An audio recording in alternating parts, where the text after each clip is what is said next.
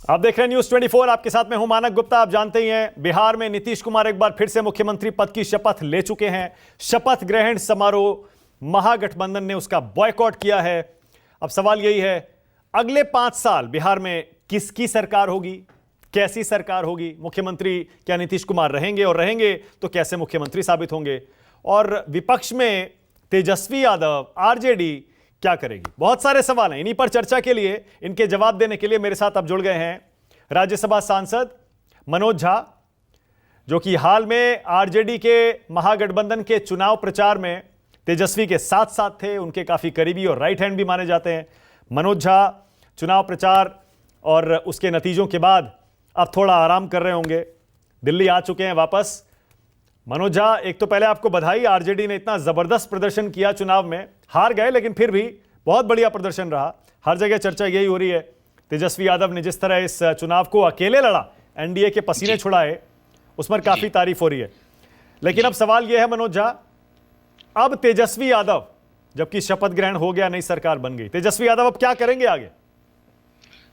शुक्रिया पहले आप for such a kind words towards अस। आप कम लोगों में से हैं जो हम लोगों के लिए इतने कॉम्प्लीमेंट्स का इस्तेमाल कर रहे हैं। मैं सिर्फ आपको बताऊं एक छोटी सी घटना। चुनाव से पूर्व सेंट्रल हॉल में, पार्लियामेंट में, मुझे बीजेपी के एक बड़े कद्दावर नेता ने कहा कि बिहार में चुनाव तो पहले से ही तय हो जाता है, 3 पार्टियां हैं, ए राजद, बी बीजेपी, सी नीतीश जी, जो 2 एक साथ रहेगा वो जीत जाएगा। तो मैं आपके माध्यम से ये कहूं कि ये जो थियरी है उसको लगभग हमने खत्म कर दी, क्योंकि वोट परसेंट का डिफरेंस 0.03% रहा। ये अपने आप में क्रेडिट बिहार और बिहार के सरोकारों को लेकर चलने वाले नेता प्रतिपक्ष और अब महागठबंधन विधानमंडल दल के नेता तेजस्वी जी का है, क्योंकि बिहार की आवाज और उनमें एक जैसी सिनर्जी आई, उसके माध्यम से आपने ये मुद्दे देखे कि लगभग हम चुनाव जीत चुके थे।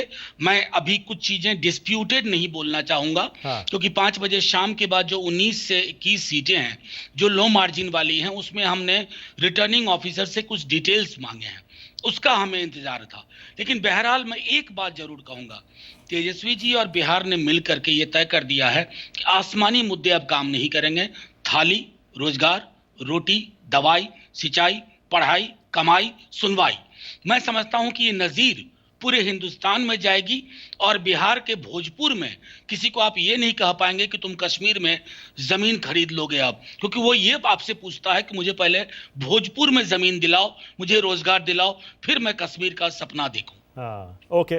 लेकिन मनोज झा, एक बार बार जो आपकी तरफ से एक बात कही जा रही है, मैं उस पर आपका थोड़ा विश्लेषण चाहता हूं, आप उसे विस्तार से बता पाएंगे। बार बार कहा जा रहा है आरजेडी और कांग्रेस के नेताओं की तरफ से, खासतौर से आरजेडी के नेताओं की तरफ से, आपने भी कहा है कि अभी तो देखते जाइए आगे क्या क्या होता है।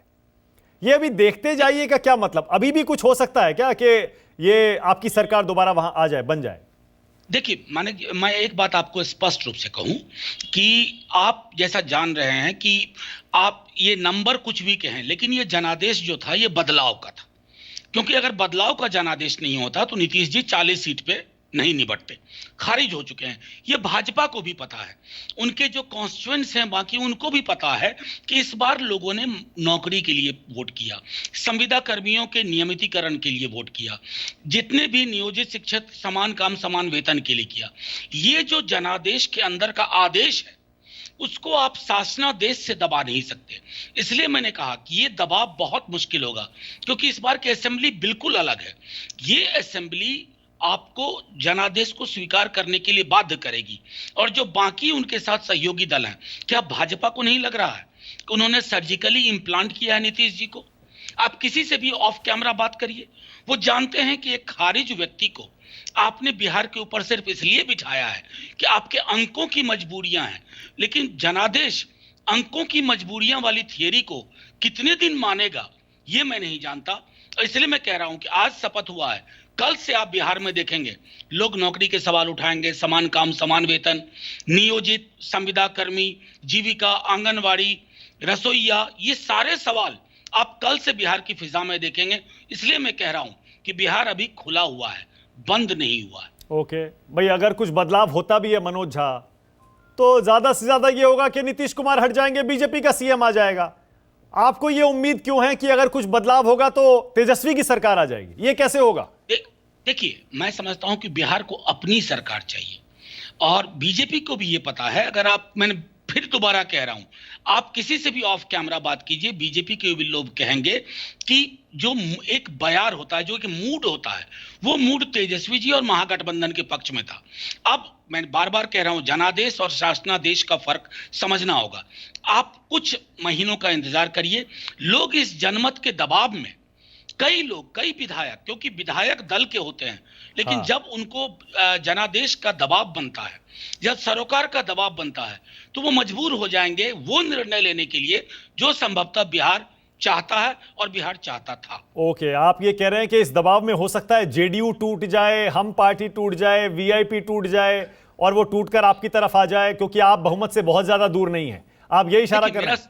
मैं इशारा नहीं कर रहा हूं, मैं बिहार के इरादे को स्पष्ट कर रहा हूं और बिहार के इरादे से जो कोई भी वाकिफ होगा वो इस इशारे को समझेगा। ओके, कहा तो ये जा रहा है कि अगर बीजेपी अपना एजेंडा लागू करती है, जिसकी संभावना बहुत ज्यादा है क्योंकि बीजेपी अब बड़ा भाई बन गई है, 2 उप मुख्यमंत्री बना रही है, विधानसभा अध्यक्ष भी अपना बना रही है। अगर बीजेपी अपना एजेंडा लागू करती है और नीतीश कुमार असहज हो जाते हैं और दोबारा से वो एनडीए छोड़कर आपके साथ आना चाहें, तो क्या वो संभावना खुली हुई है क्या मनोज झा? देखिए, मेरा मानना है कि नीतीश जी अब असहज नहीं हो पा रहे हैं। वो जो एक शरीर के अंदर जो कुछ ऐसे तत्व होते हैं जो आपको सहज और असहज करते हैं, उन सरोकारों से, सीमाओं से वो बहुत ऊपर उठ गए हैं। 17 से ही ऊपर उठे हुए हैं। 17 में जिन कारणों को कारण बता करके वो एक मैंडेट, ह्यूज मैंडेट को जाकर के उनकी गोद में रखा है, आज अगर आप देखें तो कमोबेश नीतीश जी वही काम आज भी कर रहे हैं। एक व्यक्ति जिन्हें पता है कि बिहार ने उनको खारिज कर दिया, उनके पास एक मौका था ये कहने का बिहार को, आई एम सॉरी, वो नहीं कह पाए। क्योंकि देखिए, कुर्सी बहुत तरह के दबाव डालती है और भी कई और वजह होंगी, लेकिन मेरा ये कहना है कि ये सारी चीजें अभी इलेक्शन के यूफोरिया में, पोस्ट इलेक्शन यूफोरिया में अब कुछ दिन ले जाएंगे, लेकिन जन सरोकार के मुद्दे जैसे ही सड़कों पे बलवती होंगे। आप लेकिन जवाब नहीं दे रहे। नहीं, वो आपने बता दिया। मेरा सवाल ये था, क्या आरजेडी के लिए जेडीयू के साथ दोबारा जाने का रास्ता खुला है? क्या आप स्वीकार करेंगे अगर दोबारा से नीतीश कुमार एनडीए छोड़कर आना चाहें तो? मैं इतने से वाकिफ हूं कि जेडीयू के अंदर कम से कम 2/3 विधायक ऐसे हैं जो मौजूदा रिश्ता जो भाजपा जदयू का है उससे वो असहज महसूस कर रहे हैं।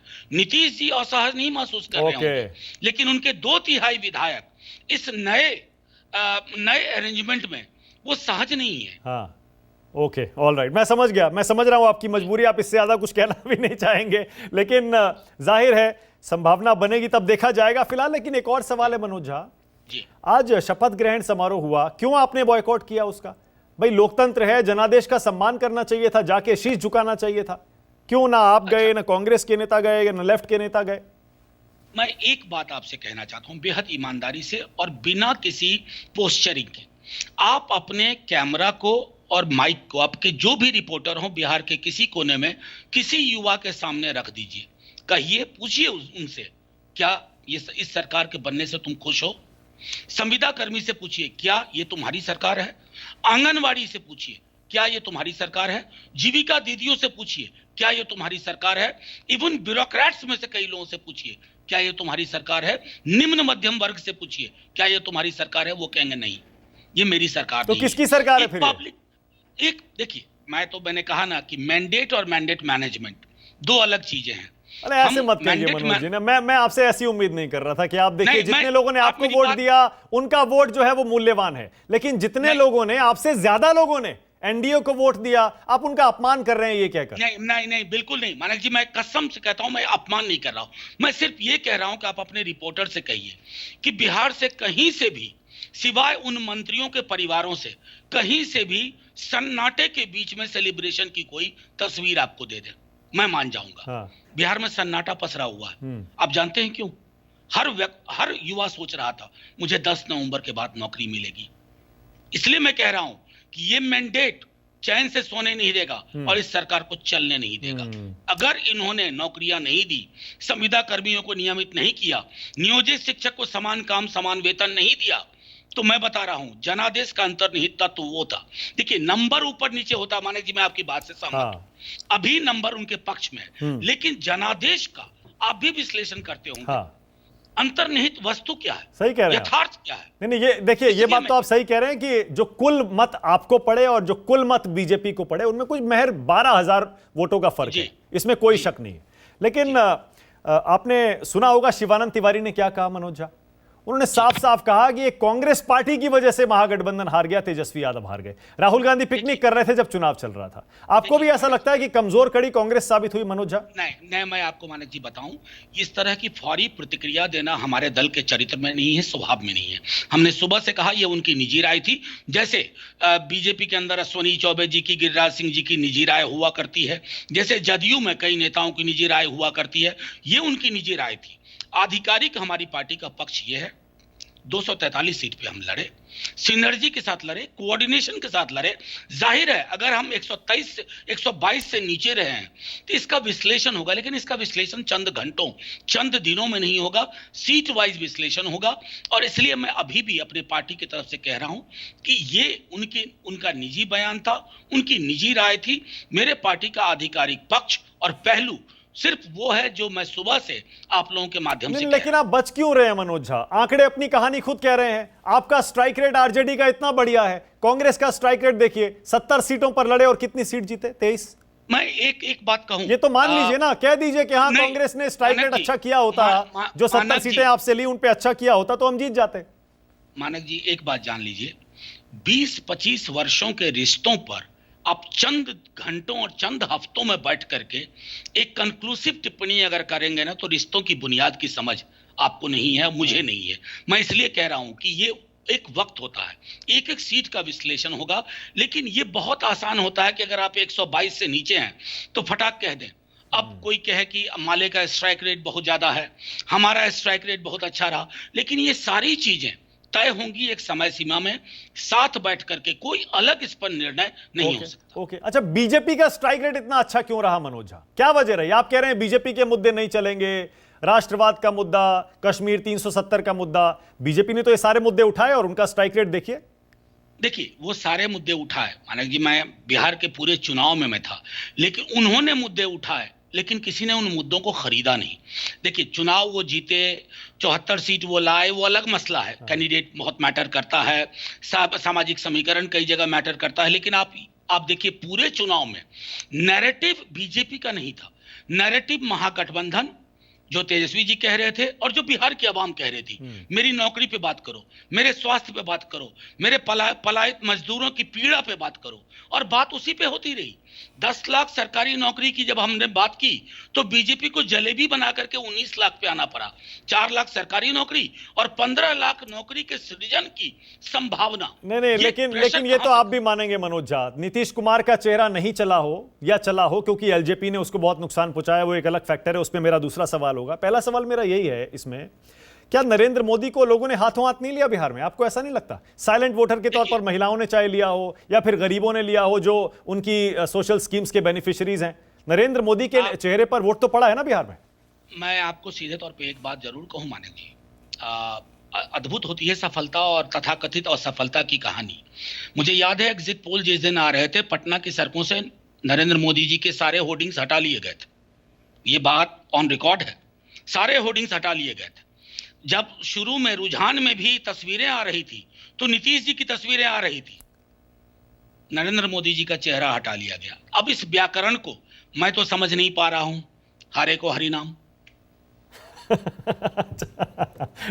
मतलब आपको नहीं लगता कि जिस दिन यह नतीजा बिहार का आया उसी दिन 11 राज्यों के उपचुनाव का नतीजा भी आया? 59 में से 40 सीटें जीत गई बीजेपी। गुजरात में देख लीजिए, मध्य प्रदेश में देख लीजिए, उत्तर प्रदेश में देख लीजिए, और तो और नॉर्थ ईस्ट के राज्यों में देख लीजिए, तेलंगाना में देख लीजिए। आप तो इतने वर्षों से आप देख रहे हैं, जिन जिन राज्यों में बीजेपी जीती वहां वो सत्ता में भी है। और बाइपोल के बारे में जनरली एक कंक्लूसिव थियोरी अलग रहा करती है। मैं समझता हूं कि बिहार का विश्लेषण बीजेपी के लोग हमसे आपसे बेहतर कर रहे हैं।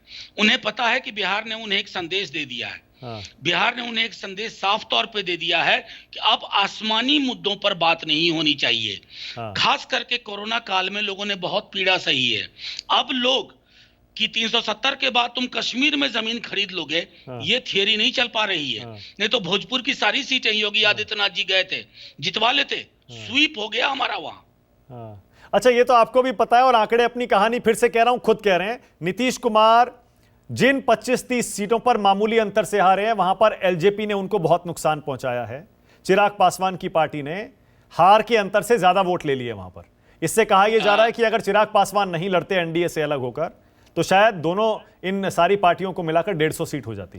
तो यह कहना कि नीतीश कुमार के खिलाफ जनादेश है, कितना सही है मनोज जी? नहीं, मैं तो ये कहूंगा कि थोड़ा आप ये भी विश्लेषण कर दें कि चिराग जी की वजह से हमें कितनी सीटों का नुकसान हुआ। ये विश्लेषण कोई नहीं कर रहा, ये विश्लेषण भी होना चाहिए। फिर आप देखेंगे कि आंकड़े अपनी जुबानी कहेंगे। अभी लोग होता है कि सिंगल मैट्रिक्स में काम कर रहे हैं, जरा डबल मैट्रिक्स में काम करिए। ये देखिए कि चिराग जी की वजह से असदुद्दीन ओवैसी ने भी बड़ा नुकसान पहुंचाया क्या आपको? देखिए, ओवैसी साहब की अपनी पॉलिटिक्स है, नुकसान नफा नुकसान में तुरंत नहीं पड़ना चाहिए, उनकी अपनी पॉलिटिक्स है। और मैं हमारा मानना है कि हम एक राजनीति करने की कोशिश कर रहे हैं, सबको साथ लेकर चलने की, जो कि तेजस्वी जी ने कहा A to Z की पार्टी। और मैं बहुत गर्व के साथ कहता हूं कि हमें तमाम पिछड़ों, अत्यंत पिछड़ों, दलितों के अलावा अगड़ी जातियों का भी समर्थन मिला। तो हम उस रास्ते पे रहेंगे और हम समावेशी चरित्र के रहेंगे। अगर हम बीजेपी के दक्षिण पंथ के खिलाफ हैं, तो हम उधर भी उनके पंथ के खिलाफ हैं। यानी वो MY की छवि जो लालू राज में बनी थी, क्या तेजस्वी ने वो इस बार तोड़ दी है क्या मनोज झा? मैं एक बात बताऊं, लालू जी, ये मैं कहूं, मैं कई बार मीडिया में कह चुका हूं, लालू जी गरीबों के नेता थे। 2010 के बाद, माफ कीजिएगा मैं बार बार कह रहा हूं, 2010 के बाद ये स्टीरियोटाइप गढ़ने की कोशिश की गई थी। हम उस स्टीरियोटाइप से पीड़ित थे, हमने उसको ब्रेक कर दिया। अगर ब्रेक ना किया होता, आज दो महागठबंधनों के बीच का फासला 0.03% नहीं होता। अब हम सिर्फ MY कोई नहीं कह सकता, हम पूरे बिहार की सबसे बड़ी पार्टी हैं, सबसे बड़े क्षेत्रीय दल हैं और रीजनल एस्पिरेशन और नेशनल एम्बिशन के साथ हम आगे बढ़ेंगे। बस अब देखते रहिए। कितने दिन में तेजस्वी यादव सीएम बन जाएंगे मनोज झा? क्योंकि राजनीति के आप बहुत अच्छे छात्र भी हैं, बहुत बढ़िया एनालाइज भी करते हैं, दूरदर्शी भी हैं मनोज झा। आप कह रहे हैं कि ये सरकार पर देखिए कैसा दबाव बनने वाला है। 6 महीने, साल भर, 2 साल, कुछ आप देखते हैं? मैं इतना ही कह सकता हूं कि मैं सब कुछ हूं, ज्योतिष नहीं हूं। लेकिन इतना मैं कह सकता हूं कि जिस प्रकार का दबाव विधायकों पे है अपने क्षेत्रों से, पूरे बिहार का, शायद ये 6 महीना बहुत, मतलब एक लंबी अवधि में दे रहा हूं, आप परिवर्तन देखेंगे। क्या बात है, बहुत बढ़िया। एक और चीज, क्या तेजस्वी यादव ने, मनोज झा, अब लालू यादव की छाया से निकलकर अपनी एक अलग छवि बिहार के भविष्य के तौर पर, एक नए नेता के तौर पर बना ली है क्या? मैं मानता हूं कि कोई भी पुत्र पिता की छाया से ना निकलता है ना निकलना चाहता है। पिता की छाया बहुत बड़ी चीज हुआ करती है। बस एक कालखंड के अलग मुद्दे होते हैं, दूसरे कालखंड के अलग मुद्दे होते हैं, और उन मुद्दों के बीच में समन्वय होता है। मैं समझता हूं तेजस्वी जी ने वो कर दिखाया। नहीं, आप फंस जाएंगे अगर इस मुद्दे पर मुझसे बात करेंगे तो। आपको भी पता है कि ये वाला वोट जो पड़ा है, ये सारा तेजस्वी के नाम पर पड़ा है, लालू जी के नाम पर नहीं पड़ा है।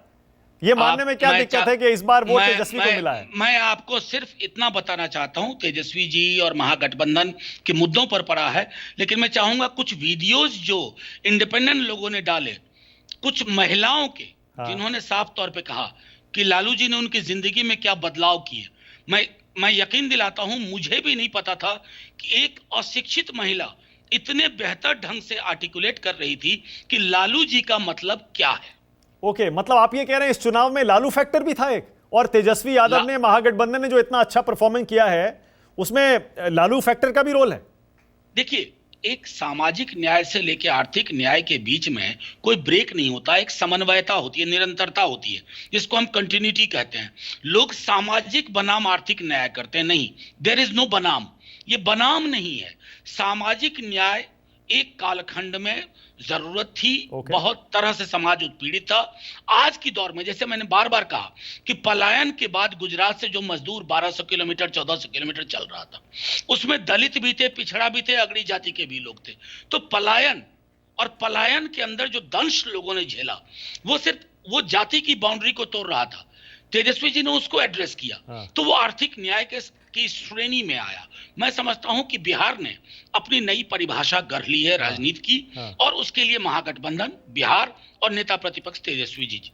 आखिरी सवाल मनोज झा, आपको भी पता है कि अब बिहार में बीजेपी असर्ट करेगी अपने आप को, क्योंकि नीतीश कुमार अब छोटे भाई हो गए हैं। कहा यह जा रहा है कि कल के बिहार में यानी भविष्य में असल मुकाबला बीजेपी और आरजेडी का होने वाला है। आप इस मुकाबले के लिए तैयार हैं? बिल्कुल तैयार है। देखिए, दो ध्रुव तो वही है, बीजेपी और आरजेडी। मैं जदयू को कोई ध्रुव नहीं मानता हूं। उसके अंदर बहुत सारे विधायक हैं जो प्रगतिशील सोच के हैं और वो बहुत असहज है। लेकिन मैं मानता हूं कि नीतीश जी को अब सिर्फ छोटे भाई नहीं कहिए, अब वो बहुत बौनी समझ, बौने कद के भाई में तब्दील हो चुके हैं। ओके, बहुत शुक्रिया मनोज झा न्यूज़ 24 से बातचीत करने के लिए। बहुत बहुत शुक्रिया और शुभकामनाएं। विपक्ष में बिल्कुल इसी तरह जैसा आप कह रहे हैं दबाव बनाए रखिए सरकार पर, ताकि भला हो बिहार की जनता का। बहुत बहुत धन्यवाद, शुक्रिया। नमस्कार, मैं हूं मानक गुप्ता। अगर आपको हमारा ये वीडियो पसंद आया हो तो इसे लाइक और शेयर जरूर करें, और हां, हमें सब्सक्राइब और फॉलो करना ना भूलें, ताकि आप देश और दुनिया की कोई खबर मिस ना करें। तो जुड़े रहिए हमारे साथ और देखते रहिए न्यूज़ 24।